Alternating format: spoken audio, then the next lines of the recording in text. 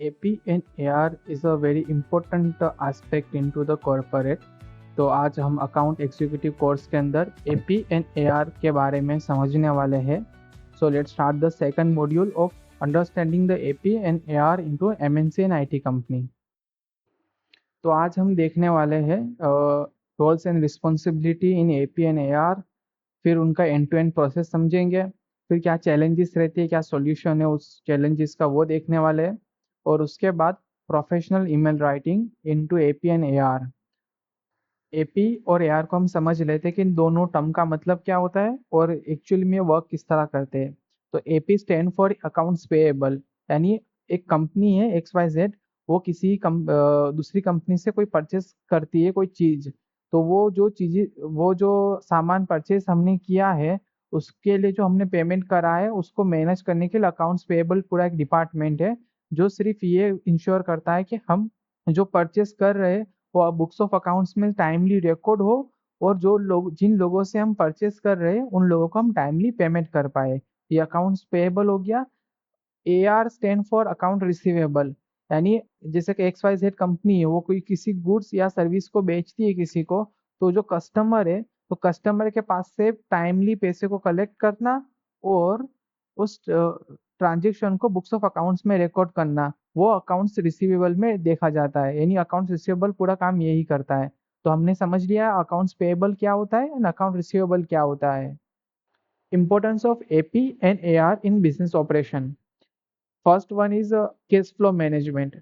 अगर हमने AP and AR की प्रोसेसेस को सही से मैनेज किया, तो हमें कभी भी पेमेंट या कलेक्शन की प्रॉब्लम नहीं आएगी, और इसकी वजह से हमारे कंपनी में कैश फ्लो सही से मैनेज रहेगा.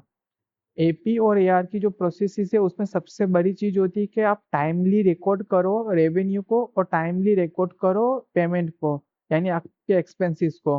तो अगर हमने ये चीज को सही से मैनेज किया, तो हमारे जो फिनेंशियल स्टेटमेंट है या जो हमारी फिनेंशियल रिपोर्टिंग है, वो एक्यूरेट होगी और एक्यूरेसी के साथ होगी, ताकि हमारे जो स्टेक होल्डर है, जो नेक्स्ट पॉइंट भी है, जो स्टेक होल्डर रिलेशनशिप है, यानी जो दूसरे लोग हैं जो हमारे फिनेंशियल स्टेटमेंट को देख के जो डिसीजन लेते हैं, उस पे इम्पैक्ट नहीं आएगा. वो लोगों को हम पे ट्रस्ट होगा कि हम सही से AP और AR को मैनेज कर रहे हैं, और हमारी मार्केट में सही अच्छी क्रेडिट है, यानी हमारी अच्छी शाखा है.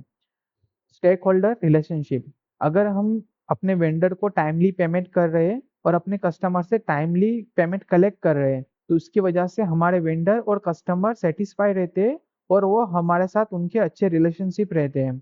सेकंड, अगर हम उनके साथ अच्छा रिलेशन रखते हैं, तो मार्केट में हमारी एक अच्छी क्रेडिट बन जाती है, और उसकी वजह से कभी भी हमें बैंक से लोन लेना या फिर किसी तरह का क्रेडिट लेना किसी से, उसमें दिक्कत नहीं आती है. थर्ड वन इज कि अगर हमारी कंपनी स्टॉक मार्केट में लिस्टेड है, तो उसकी वजह से हमारे शेयर प्राइस पे इफेक्ट आती है. आपने कभी सुना होगा लाइक कि किसी कंपनी ने पेमेंट में डिफॉल्ट किया, उसकी वजह से शेयर मार्केट 5% ड्रॉप हो गया. तो ये बहुत ज्यादा बड़ी चीज है कि आप अगर अपने AP और AR को सही से मैनेज करते हो, तो आपका शेयर प्राइस भी बहुत ज्यादा इफेक्ट होता है, डायरेक्टली और इनडायरेक्टली. Account payable overview. अभी हमने देख लिया कि अकाउंट्स पेएबल में क्या होता है और उसका डेफिनेशन समझ लिया है. तब हम देखने वाले हैं कि वहाँ पे काम क्या क्या करना का होता है, लाइक काम कौन कौन सा करना होगा. आप इसे ज्वाइन किया है अकाउंट्स पेएबल एग्जीक्यूटिव, तो आप क्या सोच सकते हो, क्या एक्सपेक्ट कर सकते हो उस कंपनी में से कि आपको कौन सा काम करना होगा.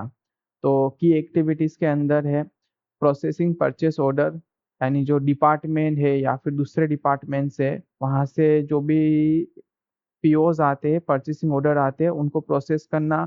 बहुत सारे अकाउंटिंग सॉफ्टवेयर में ये फैसिलिटी अवेलेबल होती है कि आप POs को भी रिकॉर्ड कर सकते हो, तो अपनी बुक्स ऑफ अकाउंट्स में PO को रिकॉर्ड्स करना. फिर रिसीविंग एंड वेरीफाइंग इनवॉइस, यानी आपका जो वेंडर है, आपने जो चीज किसी से खरीदी है, तो वेंडर के जो इनवॉइस आते हैं उसको रिसीव करना, उसको कंफर्मेशन करना कि हमें आपका इनवॉइस मिल गया है, we will work on it.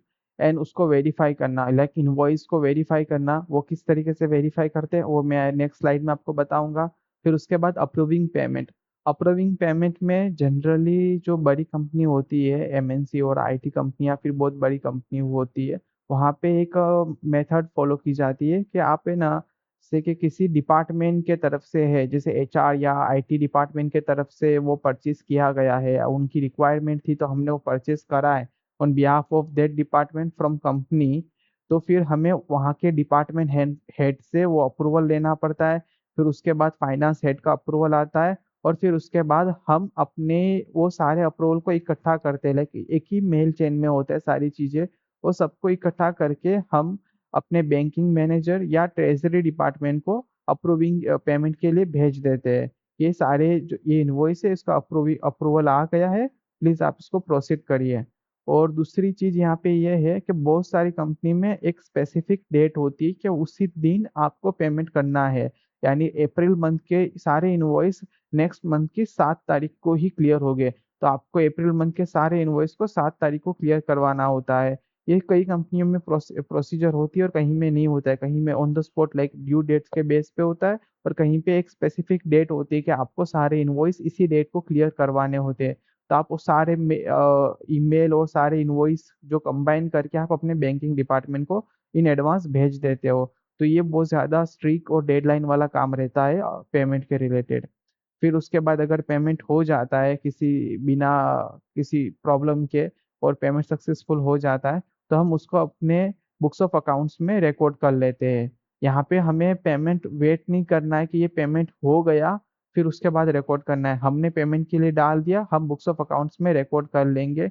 Note in the bank site, like हम बैंक के लिए उसको वेट नहीं करेंगे, वो बुक्स ऑफ अकाउंट्स में आ जाएगा कि हमने पेमेंट कर दिया है। तो बुक्स ऑफ अकाउंट्स में ये पेमेंट आ गया। अब हम देखेंगे अकाउंट्स पेएबल वर्कफ्लो। हम स्टार्ट करते हैं जैसे कि एज अ आप अकाउंट्स पेएबल एग्जीक्यूटिव एक एमएनसी के अंदर, लाइक एक एमएनसी कंपनी है, बहुत बड़ी कंपनी है, वहाँ पे आप अकाउंट्स पेएबल एग्जीक्यूटिव वर्क कर रहे हो, और आपको रिक्वेस्ट आती है फ्रॉम द आईटी डिपार्टमेंट, जो आपकी कंपनी में आईटी डिपार्टमेंट है वहाँ से, कि सर हमें 10 लैपटॉप चाहिए और इनका स्पेसिफिकेशन लाइक i5 चाहिए और इतनी जीबी रैम चाहिए, वो etcetera etcetera.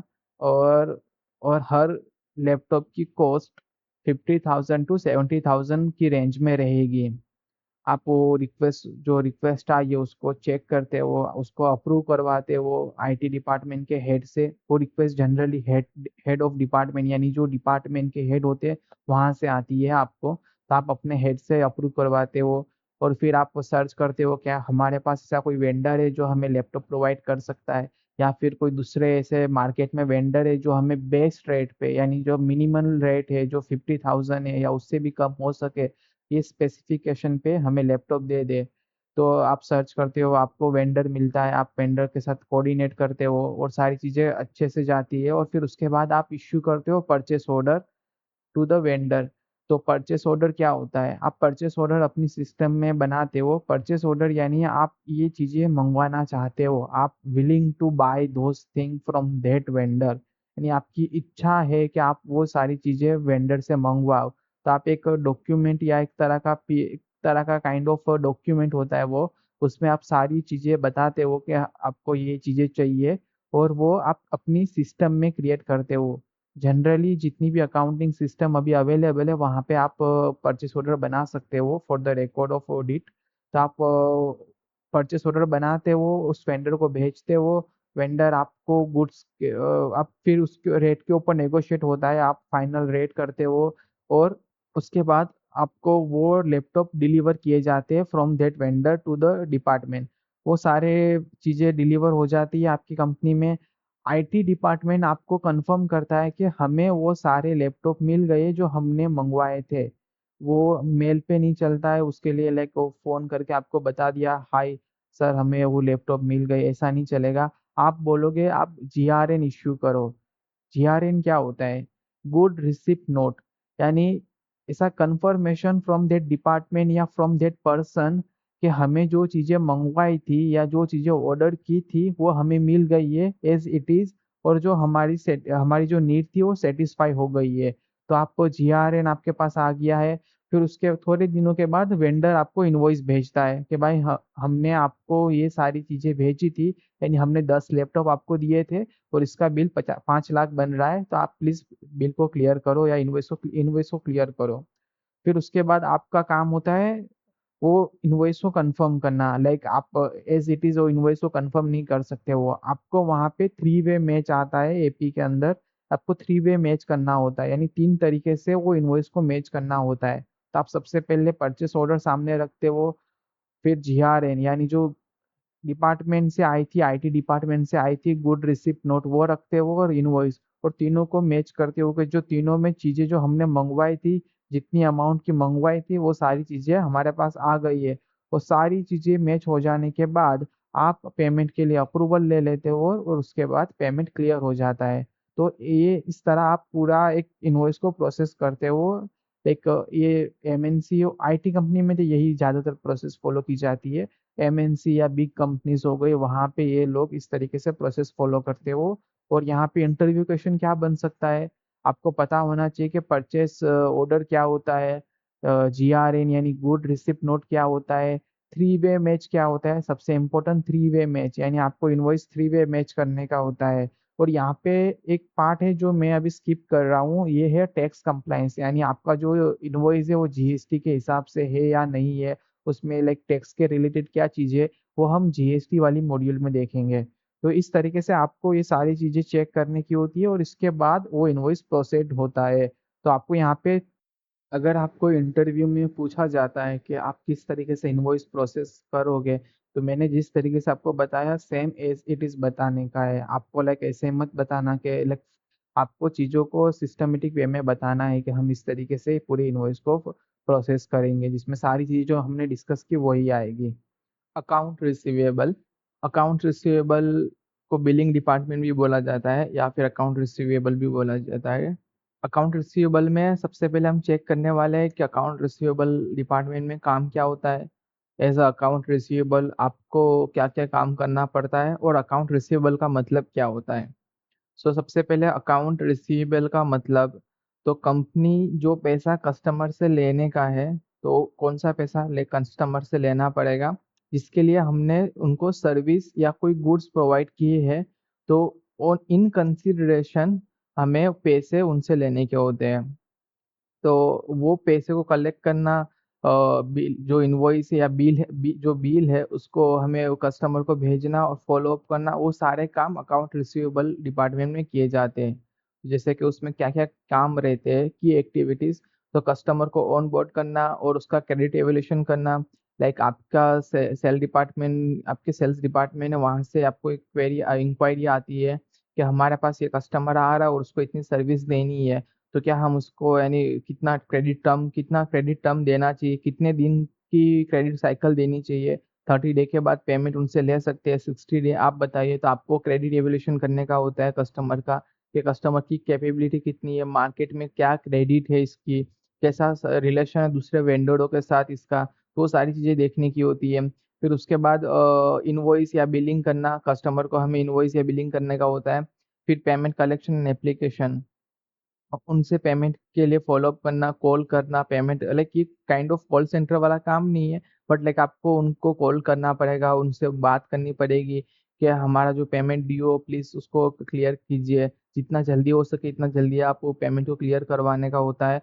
It's like your responsibility, like ये आपके लिए कॉल सेंटर की तरह नहीं होगा कि आप किसी को बॉदर कर रहे हो, आपका काम है ये, तो आप उनको कॉल करके उनसे ये पेमेंट कलेक्शन के लिए रिक्वेस्ट करना और पेमेंट कलेक्ट करना इन अ प्रोफेशनल मैनर। फिर उसके बाद जो भी अगर कोई डिस्प्यूट है तो डिस्प्यूट को सॉल्व करना, और कोई डिडक्शन अलाउ करना तो डिडक्शन को अलाउ कर सकते हो आप डिस्काउंट, बट ये मैनेजमेंट का डिसीजन होता है डिडक्शन देना या नहीं देना, और उसके बाद इस ट्रांजेक्शन को बुक्स ऑफ अकाउंट्स में रिकॉर्ड करना। अब हम देखते हैं अकाउंट रिसीवेबल वर्कफ्लो, यानी अकाउंट रिसीवेबल का वर्कफ्लो कैसा होता है, लाइक एक डे किस तरह गुजरता है अकाउंट रिसीवेबल एग्जीक्यूटिव का। तो लेट्स स्टार्ट। तो सबसे पहले हमको जो क्लाइंट है, जो कस्टमर है, वो हमें रिक्वेस्ट करेगा सेल्स ऑर्डर के थ्रू कि मुझे आपके तरफ से सॉफ्टवेयर सपोर्ट सर्विस चाहिए। लाइक हम सर्विस प्रोवाइडर कंपनी है, तो सपोर्ट सर्विस चाहिए फ्रॉम योर कंपनीज। तो हम वो सेल्स ऑर्डर को कंफर्म करते हैं और उनको बताते हैं कि हम 6 मंथ के लिए सॉफ्टवेयर सर्विस प्रोवाइड करते हैं, और पर मंथ हम 2 लाख रुपीज़ चार्जेस करते हैं। सर्विस कंपनी में बहुत सारा पैसा होता है, अगर आप अप्लाई करना चाहते हो तो सर्विस कंपनी को ज़्यादा प्रीफर करना, फिर लाइक वो एमएनसी हो सकती है या फिर यहाँ की इंडियन कंपनी भी हो सकती है, बट इंडियन कंपनी से ज़्यादा एमएनसी में बहुत अच्छा पैकेज होता है। तो वो लोग हमें रिक्वेस्ट करते हैं कि 6 मंथ के लिए सपोर्ट सर्विस चाहिए, और हर मंथ का चार्जेस रहेगा 2 लाख। और हम सारी चीज़ें कंफर्म करते, क्लाइंट और जो कस्टमर है उसका क्रेडिट हिस्ट्री देखते हैं। सारी चीज़ें कंफर्म करने के बाद हम अपनी प्रोजेक्ट टीम को हमारे एंड से क्लियरेंस देते हैं और वो लोग अपनी सर्विस देना स्टार्ट कर देते हैं। कई बार कंपनी में ऐसा सेम नहीं होता है, लाइक वो सेल्स अकाउंट्स और फाइनेंस टीम को इन्फॉर्म करेंगे, फिर हम क्लियर करेंगे और फिर उसके बाद वो लोग सर्विस देंगे, तो ये बहुत ज़्यादा डिले प्रोसेस है। बट क्या होता है कि बायलेटरल यानी पैरेलल साथ में ही ये चीज़ें चलती रहती है कि आपको यानी कस्टमर का क्रेडिट इवोल्यूशन करना है, बहुत ज़्यादा बड़ी सर्विस है, बहुत ज़्यादा बिग अमाउंट की सर्विस है, तो वो सारी चीज़ों को देखते रहना है, ये सारी चीज़ें होती है। तो फिर हमारी टीम कंफर्म करती है कि हमने सर्विस उनको डिलीवर कर दी है फॉर द 1 मंथ, यानी हम 6 मंथ के रिकरिंग बेसिस पे देने वाले हैं।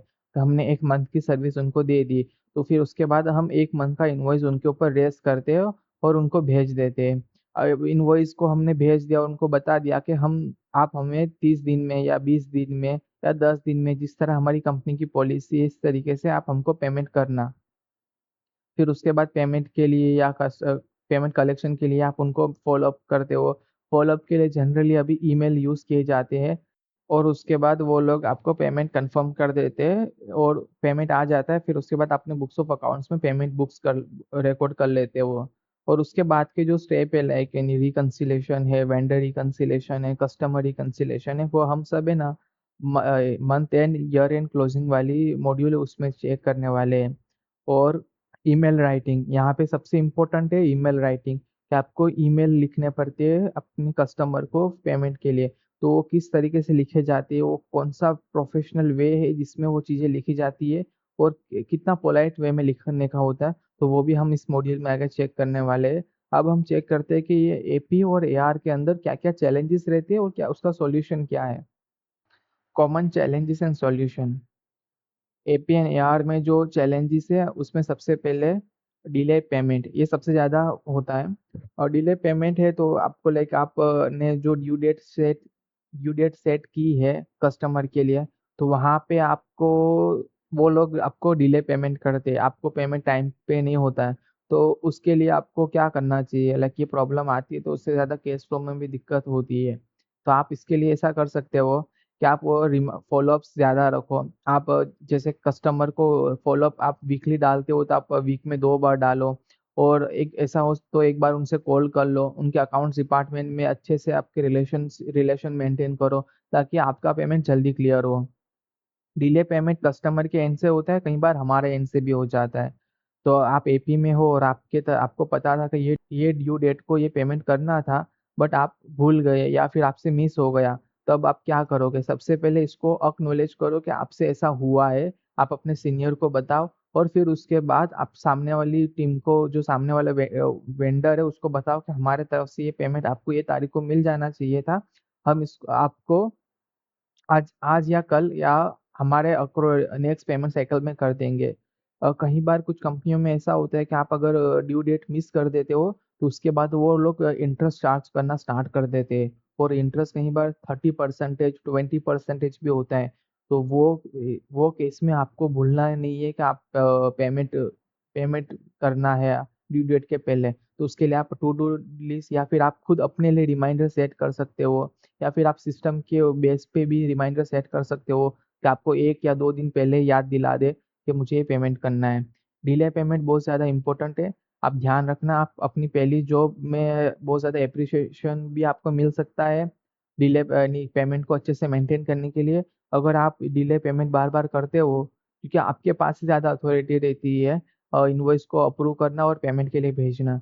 और आपसे अगर मिस हो जाता है कुछ बार-बार, तो आपकी जॉब भी जा सकती है। तो डिले पेमेंट पे आप बहुत ज़्यादा ध्यान रखना कि आपसे कोई भी पेमेंट डिले ना हो। इनवॉइस में अगर कोई मिसमैच आ रहा है, आपने थ्री वे मैच करा उसमें अगर कोई इनवॉइस में मैच प्रॉब्लम आ रही है, पीओ के साथ इनवॉइस मैच नहीं हो रहा है, तो आप अपनी जो इंटरनल कम्युनिकेशन है सबसे पहले वो कीजिए। आप अपनी इंटर डिपार्टमेंट में बात कीजिए कि ये ऐसा क्यों हो रहा है और फिर उसके बाद वहाँ पे सारा क्लियरेंस आ जाता है, फिर वेंडर के पास जाइए कि आपके तरफ से जो इनवॉइस भेजा गया उसमें एक प्रॉब्लम है। अ, हर कॉर्पोरेट में कोई भी प्रॉब्लम सॉल्व करनी हो तो सबसे पहले आप इंटरनल जो है आपके लोग, उनसे, जैसे आप अकाउंट्स और फाइनेंस में हैं, तो आप सबसे पहले अपने सीनियर को एक्नॉलेज कीजिए, आप अपने कलीग्स को एक्नॉलेज कीजिए जो अच्छे वाले हैं, और फिर उसके बाद आपके दूसरे डिपार्टमेंट में, और उसके बाद एक्सटर्नल, यानी आप फिर बाहर के जो थर्ड पार्टी इन्वॉल्व है उसके साथ कोऑर्डिनेशन करना है। डायरेक्टली आप उनके पास जाओगे तो बहुत ज़्यादा अनप्रोफेशनल वे है और कई बार बैकफायर भी करता है। फिर उसके बाद cash flow issue, regularly monitor cash flow and adjust the credit term as needed. आपको अपनी कंपनी में कैश फ्लो को देखना पड़ता है कि आपकी कंपनी के पास कितना कैश आ रहा है और कितना जा रहा है।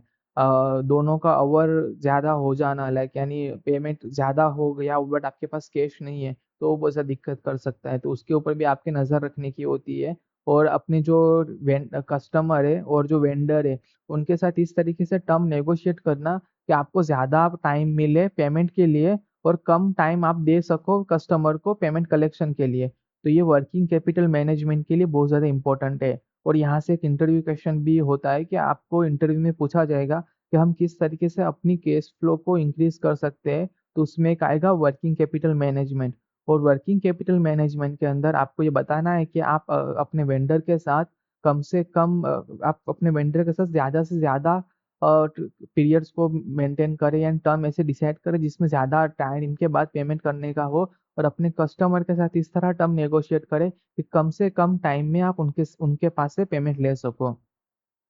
फोर्थ जो चैलेंजेस है कंप्लायंस रिस्क, और जैसे मैंने बताया कि हम ये सब जीएसटी वाले मॉड्यूल में देखेंगे। तो जैसे कि आपका इनवॉइस है, फिर आपके पास जो इनवॉइस आया है वो जीएसटी के हिसाब से है या नहीं है, आपने टीडीएस सही से डिडक्ट किया है या नहीं है, फिर वो सारी चीज़ें जो टैक्स से कंप्लायंस है वो सारी चीज़ें भी आपको आनी चाहिए एज अ एपी एग्जीक्यूटिव या एआर एग्जीक्यूटिव। तो वो सारी चीज़ों को देखना, और कई बार कुछ चीज़ें मिस हो जाती है तो फिर हमें प्रॉब्लम होती है, उसका क्रेडिट नहीं मिलता है। हमारा टैक्स डिपार्टमेंट फिर मंथ एंड में वो लोग आते हैं, आपको बताएँगे कि ये चीज़ क्यों नहीं किया आपने। तो आप अपने आप को स्टे अपडेटेड, यानी आपको पता होना चाहिए कि क्या चल रहा है मार्केट में, जीएसटी में क्या चेंजेस आ रहे हैं, और टीडीएस में क्या चेंजेस आए हैं, वो सारी चीज़ें आपको पता होनी चाहिए। So let's start the importance of email communication in AP and AR. The first one is timely correspondence, यानी आपको टाइमली मैनर पे, लेकिन आपको हर वीक में, मंथ में या हर डे डे में आप उनको, वेंडर या कस्टमर को रिमाइंड करवाना है। वेंडर को तो हम रिमाइंड नहीं करवाएंगे, वो लोग हमें रिमाइंड करवाएंगे। कस्टमर को रिमाइंड करवाना है कि हम आप हमारा पेमेंट ड्यू है, प्लीज़ आप उसको क्लियर कीजिए। तो आपको वीक में या मंथ में या कई बार डे में, हर एवरी डे रिमाइंड करवाना होता है। कुछ कस्टमर ऐसे होते हैं, तो आपको इंश्योर करना है कि आप उस पे फ़ॉलो-अप लो, क्योंकि आपको ये बाद में पूछा जाएगा कि ये कस्टमर के तरफ से पेमेंट आया नहीं है, क्यों नहीं आया? हमने उनको फ़ॉलो-अप नहीं किए थे, तो उस वक़्त आप फिर दिक्कत में आ सकते हो। Second one is record keeping. आप जो भी ईमेल कम्युनिकेशन कर रहे हो, जो भी कर रहे हो, तो उसको सब्जेक्ट लाइन सही से लिखो आप, ताकि जब आपको जानना है कि आपने अप्रैल मंथ के अंदर एपी के रिलेटेड जितने भी इनवॉइस है या वेंडर है उनको मेल किया था, तो वो एक बार आप अप्रैल लिखो और सब्जेक्ट लाइन सही से लिखी होगी एक सिस्टमेटिक मैनर में, तो फिर वो आप थोड़ा-सा भी लिखोगे तो आपको पता चलेगा कि आपने इतने सारे ये फ़ॉलो-अप लिए थे। और ये ना काम दिखता है, कॉर्पोरेट में ज़्यादा काम करने से ज़्यादा इम्पोर्टेंट आपको काम दिखाना है। तो आप जो भी काम करो इतना सिस्टमेटिक वे में करो कि वो सबकी नज़र में आए, और जब भी ज़रूरत हो तब आपके पास आ जाए।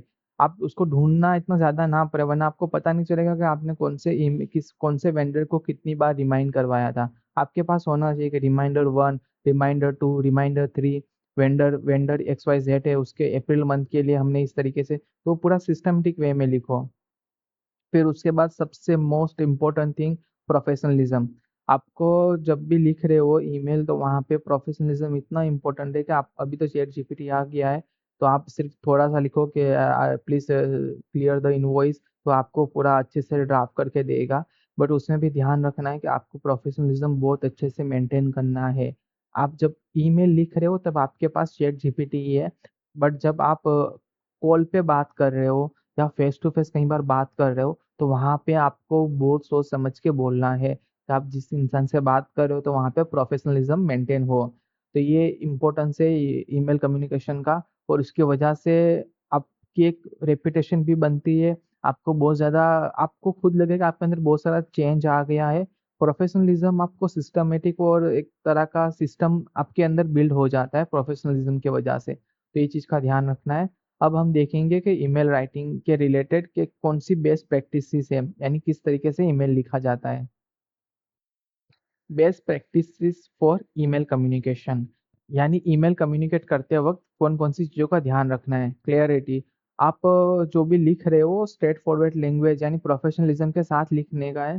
तो वहाँ पे आपको टू द पॉइंट लिखना है, क्या है यानी ग्रीटिंग करना है, आप कैसे हो, वो सब बढ़िया है। फिर उसके बाद आपको टू द पॉइंट लिखना है कि हमें ये इनवॉइस के रिलेटेड ये दूसरा रिमाइंडर है आपको, तो प्लीज़ क्लियर दिस इनवॉइस। तो ये चीज़ का ध्यान रखना है कि आपको क्लियरिटी होनी चाहिए आपके ईमेल में। बेस्ट प्रैक्टिस यही रहती है कि आप एक बार ईमेल लिख लिया, फिर उसके बाद आप खुद रीड करो और आप खुद फ़ील करो कि ईमेल से आपको क्या समझ आ रहा है। तो आप जो समझ रहे हो, वही सामने वाले को समझ आएगा।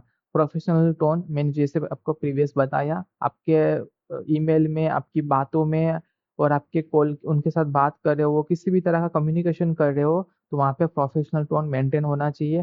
टाइमलीनेस, मैंने बोला जिस तरह फ़ॉलो-अप लेते रहो। आप 1, 2, 3 इस तरह फ़ॉलो-अप बाद में लास्ट में लिखते भी रहो कि इस वेंडर को हम 4th टाइम फ़ॉलो-अप कर रहे हैं। तो ये चीज़ भी रखना। अटैचमेंट, ये आप सबको पता है, इंस्टा पे बहुत सारे मीम्स भी अवेलेबल है। तो लाइक अटैचमेंट किस तरह, यानी आपने ईमेल लिख दिया और आपको लगा कि आपने अटैच कर दिया, बट वो अटैच हुआ नहीं। आप भूल गए या फिर नेट स्लो चल रहा था या फिर व्हाटएवर जो भी रीज़न है, पर आपने भेज दिया। तो वो नहीं चलेगा। आप एक बार ईमेल लिख लिया, फिर उसके बाद इंश्योर करो कि आपने जितनी भी अटैचमेंट है वो आप खुद एक बार ओपन करके चेक कर लो। सबसे बेस्ट प्रैक्टिस यही है कि आप खुद एक बार ईमेल के अंदर वो जाके वो अटैचमेंट को ओपन करो, चेक करो, हाँ, यही है, ये अटैचमेंट ये भेजने थे, सारे अटैचमेंट कन्फर्म है, फिर उसके बाद ईमेल भेजो। सब्जेक्ट लाइन, मैंने जिस तरह बोला, आप खुद अगर जनरली एमएनसी और आईटी कंपनी में सब्जेक्ट लाइन का एक फॉर्मेट होता है, बट नहीं है तो आप खुद एक सब्जेक्ट लाइन का फॉर्मेट रखो। आप और हर मेल आपके एंड से जो जा रहे हैं, वो सब्जेक्ट लाइन में रखो। एक थोड़ा टाइम के बाद है ना, आपको खुद सामने से आपके जो मैनेजर होंगे या डिपार्टमेंट में जो दूसरे लोग होंगे ना, वो आपको एप्रिशिएट करेंगे कि आपके जो ईमेल होते हैं ना, उसकी सब्जेक्ट लाइन बहुत ज़्यादा मस्त है यार। वो यानी आपको एप्रिशिएट करेंगे कि वो सब्जेक्ट लाइन इतनी स्पेसिफिक है ना कि हमको है ना दूसरों के मेल ढूँढने में दिक्कत आती है, बट आपका मेल है ना बहुत जल्दी मिल जाता है। पता चल जाता है कि ये ईमेल आईडी डालो और ये टॉपिक पे इसका ईमेल होगा। तो सब्जेक्ट लाइन बहुत अच्छी तरीके से मेंटेन करो और सेम फॉर्मेट रखो सबके लिए। तो ये हो गया बेस्ट प्रैक्टिसेस। और उसके बाद मैं आपके साथ थोड़े ईमेल के फॉर्मेट शेयर करूँगा कि आपको एपी का फ़ॉलो-अप किस तरह लेना है, एआर का फ़ॉलो-अप किस तरह लेना है, कन्फर्मेशन ईमेल किस तरह लेने हैं। स्लाइड खत्म हो जाने के बाद वो ईमेल के फॉर्मेट आपके सामने आ जाएँगे और आप उसका स्क्रीनशॉट भी ले सकते हो, आप उसको रीड भी कर सकते हो। अभी चैट जीपीटी है तो ज़्यादा इतनी प्रॉब्लम नहीं है, बट आपको पता होना चाहिए कि जो वर्ड्स हैं ना, वो वर्ड्स कौन से यूज़ करने हैं।